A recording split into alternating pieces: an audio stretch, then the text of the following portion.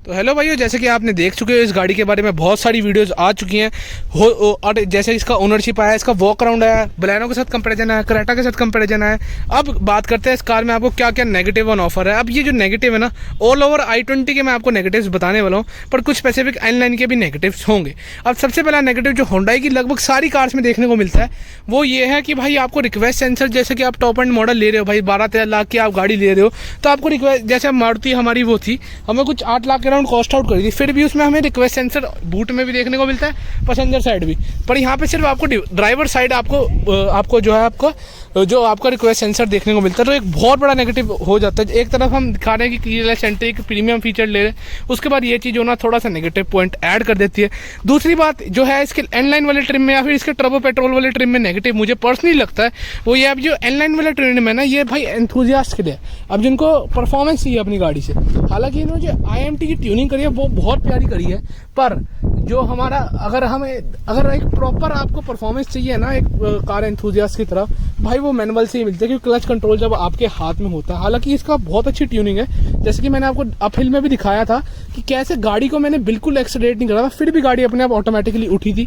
उन्होंने आपको तब भी ये चीज़ दिखाई थी, वो आप पूरी डिटेल्ड वीडियो चेकआउट कर सकते हैं। पर एक proper manual transmission on offer होना चाहिए था जो प्रॉपर एंथुजियास्ट लोग हैं उनके लिए। उसके साथ अब बात करते हैं भाई हुंडई, अब पोजीशन तो करता है भाई उसकी कार की जो सेफ्टी है, बिल्ड क्वालिटी अच्छी है, पर जदर मटेरियल क्वालिटी अच्छी होती है। पर जो अब नेगेटिव ऐड हो चुका है वो भाई हुंडई हिपोक्रेसी करता है कि बाहर वाली कंट्रीज में अच्छी सेफ्टी जैसे मारुति एंड ऑल सारे ब्रांड करते हैं, पर हमें आज तक जब हुंडई की सेफ्टी रेटिंग अच्छी लगती थी, पर जैसे सेल्टॉस की क्रैश टेस्ट रेटिंग सामने आई थी, फिर हुंडई और ये किया एक्सपोज हो गई थी कि भाई कैसे इंडियन मार्केट में एक अच्छी बिल्ड क्वालिटी नहीं दे रहे हैं। तो ये नेगेटिव और मेरे को पर्सनली लगता है कि ये एक नेगेटिव इसकी तरफ ऐड हो जाता है। उसके बाद अब बात करते हैं नेक्स्ट नेगेटिव की, जो इसका जो IRVM है वो ऑटो डिमिंग आपको यहाँ पे देखने को नहीं मिलता है। एक बहुत बड़ा नेगेटिव डाउन साइड मुझे लगता है, क्योंकि भाई अब 13 लाख रुपए बढ़े हैं इस गाड़ी के लिए, तो उसमें बाद भी आपको नेगेटिव डाउन साइड देखने को मिले, तो भाई ये मेरे को चीज़ अच्छी नहीं लगती। उसके बाद नेक्स्ट प्रॉब्लम यहाँ पे ये लगती है मुझे, इसमें यूटिलिटी स्पेसेस की बहुत ज़्यादा प्रॉब्लम है। अब मैं आपको बलेनो दिखाऊंगा उसमें कितनी अच्छी यूटिलिटी स्पेस देखने को मिलती है, वेराज यहाँ पे यूटिलिटी स्पेसेस की थोड़ी सी मुझे प्रॉब्लम लगती है। आर्मरेस्ट में भी बहुत कम जगह है, तो यूटिलिटी स्पेस की थोड़ी सी प्रॉब्लम मुझे यहाँ पे पर्सनली लगती है i20 में। अब आप क्या व्यूज़ हैं, साथ में अब ये नेगेटिव और है भाई 13 लाख रुपए आपने इस कार के लिए भरे, जैसे कि देख सकते हैं आपको ये स्वेट दिख रहा है सीट पे, तो भाई एक परफोरेटेड सीट का डिज़ाइन होना चाहिए था, या फिर आपको वेंटिलेटेड सीट ऑन ऑफर जरूर होनी चाहिए थी। एंड जब टॉप एंड वेरिएंट इतना एक्सपेंसिव है तो आपको ड्राइवर साइड जो सीटिंग थी वो ऑटोमेटिक एडजस्टमेंट उसमें जरूर मिलना चाहिए था। तो ये एक नेगेटिव डाउन साइड मुझे यहाँ पे ये लगा कि उसमें आपको कोई भी ऑटो एडजस्टमेंट आपको ड्राइवर साइड के लिए नहीं मिलता। तो एक बहुत बड़ा मेजर नेगेटिव मुझे i20 का लगा, ना ही वेंटिलेटेड सीट होना। जब आप एक प्रीमियम गाड़ी को पोजीशन कर रहे हो तो ये सारे फीचर्स होने चाहिए थे। उसके साथ अब जैसे कि इसकी कंपटीशन में 360 डिग्री पार्किंग कैमरा आ गया, हेड्स अप डिस्प्ले आ गया, तो वो चीज़ इसमें, ये चीज़ भी हमें, ये दो चीज़ें मिसिंग देखने को मिलने वाली। तो भाई अब जो इसका सबसे मेजर जो ड्रॉबैक है ना वो इस कार का ये है, इसकी प्राइसिंग बहुत ज़्यादा हाई रखी है हुंडई ने। अब जो इसकी प्राइसिंग है वो कुछ शुरू होती है 7.5 लाख से फॉर द नॉर्मल वेरिएंट, 7.5 से टू बी प्रिसाइज 8 लाख से।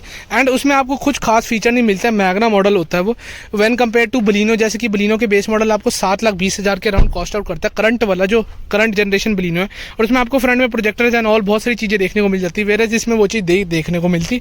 तो एक ये मेजर ड्रॉबैक ऐड हो जाता है। इनका स्पोर्ट्स मॉडल में भी आपको अलॉयस का सपोर्ट भी नहीं देखने को नहीं मिलता।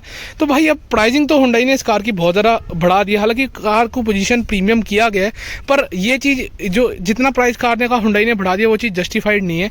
एंड N9 का तो पर्सनली भाई बहुत ज़्यादा ओवर प्राइस कर दिया। नेक्स्ट जो मेजर ड्रॉबैक लगा है भाई, बंदे ने 13 लाख रुपए इस कार के लिए भरे और रियर में सिर्फ 2 पार्किंग सेंसर्स हमें यहाँ पे देखने को मिलते हैं, तो एक मेजर ड्रॉबैक लगता है। इवन मारुति भाई अपनी कार्स में स्टैंडर्ड वैगनर जैसी कारों में भी 4-4 पार्किंग सेंसर स्टैंडर्ड देता है, तो हुंडई ने यहाँ पे कॉस्ट कटिंग करके बहुत गलत करा, सिर्फ 2 पार्किंग सेंसर्स। इसके अलावा भाई गाड़ी में कोई भी और नेगेटिव मुझे पर्सनली नहीं लगता। यही कुछ नेगेटिव्स थे, जैसे कि अगर मैं आपको समराइज कर दूं, जो अब जैसे कि आपने इंटीरियर कैबिन स्पेस में देखा कि टॉप एंड मॉडल में कोई वेंटिलेटेड सीट्स या फिर उसका सपोर्ट देखने को नहीं मिलता। ऑटो डिमिंग IRVM आपको यहाँ पे देखने को नहीं मिलता। साथ में रियर 2 पार्किंग सेंसर, कार थोड़ी ओवर प्राइस है, और IMT में प्रॉपर आपको मैनुअल ट्रांसमिशन देखने को नहीं मिलता। बस यही कुछ नेगेटिव्स थे i20 के। अदरवाइज भाई इस कार के पॉजिटिव्स तो बहुत सारे हैं। अब जब मैं पर्सनली इसके नेगेटिव्स की लिस्ट निकाल रहा था मेरे को बहुत ज़्यादा टाइम लगा, क्योंकि कार में भाई नेगेटिव इतने कम है। और सबसे मेजर जो नेगेटिव मुझे इसका एंड में, जैसे हर वीडियो में बताता हूँ, जो मेजर नेगेटिव है ना इस कार का वो है बिल्ड क्वालिटी का। हुंडई को ये चीज़ देखनी चाहिए थी। कोई कस्टमर अगर 13 लाख रुपए भर रहा है तो उसको बिल्ड क्वालिटी जरूर अच्छी मिलनी चाहिए थी। होप करता हूँ कोई वीडियो पसंद आई तो फटाफट लाइक कर दो। इसके बाद वीडियो को यहीं एंड करता हूँ। एज ऑलवेज एंड सबका साथ सबका tata bye bye, see you.